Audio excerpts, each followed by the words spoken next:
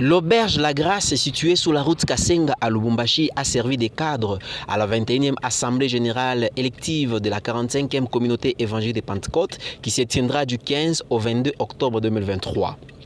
Ce 15 octobre, premier jour de cette assemblée qui a réuni tous les délégués autour d'un culte d'ouverture qui a commencé par une série d'intercessions, la présentation des délégués des différents districts de la communauté, poursuivie par une prédication centrée sur les thèmes « Une église revitalisée par le Saint-Esprit » tiré du livre des Actes des Apôtres, chapitre 2, le verset 42 à 47.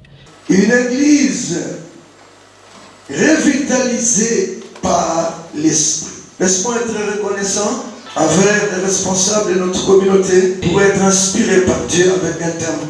Et moi, j'ai la conviction qu'après cette assemblée, notre communauté ne sera pas la même. Ah mais moi, je crois, ça ne m'engage que moi. Après ces assises, la 45e siècle ne sera pas la même.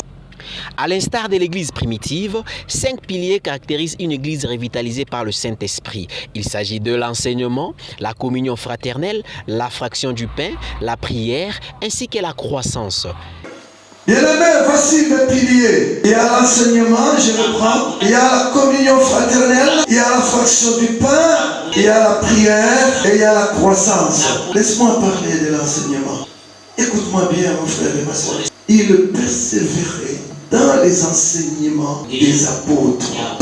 Qu'est-ce qui caractérise l'enseignement des apôtres? C'est Jésus-Christ seul qui était au centre. Et s'il pouvait dire aux autres, il pouvait seulement leur dire, préparez-vous.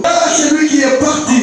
Il revient bientôt. Et ça, c'est un bon enseignement. Alléluia. Le retour du Christ qui commence à disparaître. Nous voulons revitaliser notre église ensemble.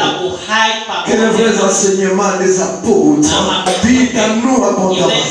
C'est par ces mots que le premier suppléant de la 45e communauté évangélique de Pentecôte, le révérend pasteur Lévi Ilunga, qui a procédé à l'ouverture solennelle de cette 21e Assemblée générale. Président de l'Église du Christ au Congo, le révérend Dr Mateso, nous déclarons ouverte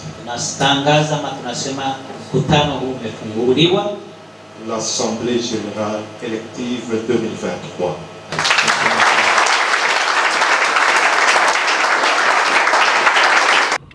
En complément, ces assises s'étendront sur 7 jours autour des activités liées à l'évaluation de la marche de la communauté, à la formation biblique des serviteurs et servants de Dieu, la constitution des commissions préparatoires pour les élections proprement dites, ainsi que les cultes d'installation du nouveau représentant légal, ainsi que son bureau communautaire.